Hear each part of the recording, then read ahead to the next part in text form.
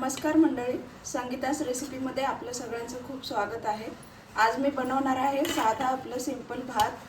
तर हा पांढरा भात पातेल्यात कसा बनवायचा ते खूप जणांना जे बिगिनर्स असतात त्यांना समजत नाही की भात सुद्धा कसा बनवायचा, तर त्यांच्यासाठी हा खूप महत्त्वाचा व्हिडिओ आहे।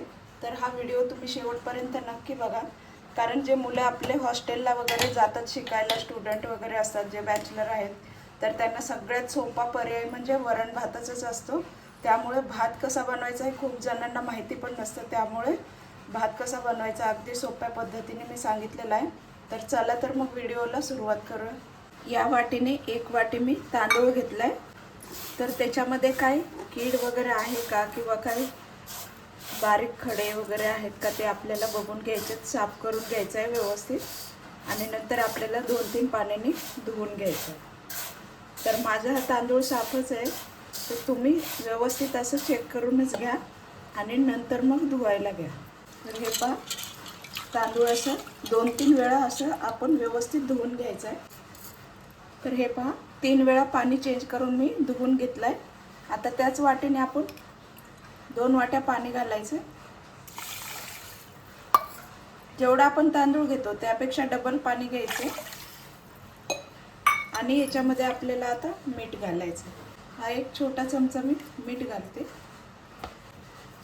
आता हे आपण भात शिजायला ठेवूया।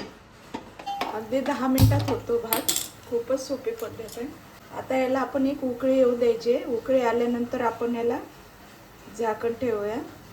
तर हे पहा, छान उकळी आलेली आहे। आता याला काय करायचं, झाकण आपण ठेवूया।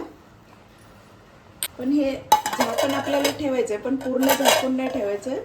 तर असं थोडंसं अर्धवट थोडंसं उघडं ठेवायचं। त्यामुळे काय होतं की आपला भात ओतून नाही जाणार आणि खाली सांडणार नाही।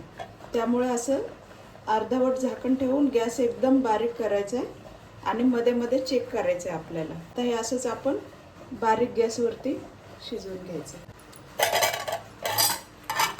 थोडंसं हलवून घेते, थोडंसं पाणी आहे अजून याच्यामध्ये।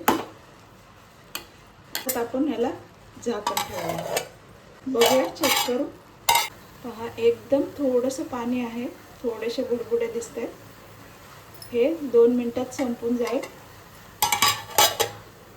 बघूया। हे पहा, पाणी संपलेलं आहे। आणि भात चेक कसं करायचं, याच्यातला एक शीत बघायचा।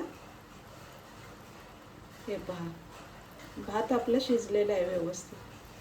हे पहा, मस्त असा एकदम मऊसूत झाला की समजायचं आपला भात शिजलेला आहे। आता हे झाकून ठेवूया। साधी सिंपल रेसिपी आहे, पण खूपच महत्त्वाची आहे। तुम्हाला रेसिपी आवडली असेल भात कसा बनवायचा तर लाईक करा, कमेंट करा, शेअर करा आणि सबस्क्राईब करायला विसरू नका। चला तर मग भेटूया पुढील अशाच मस्त रेसिपीमध्ये। थँक्यू।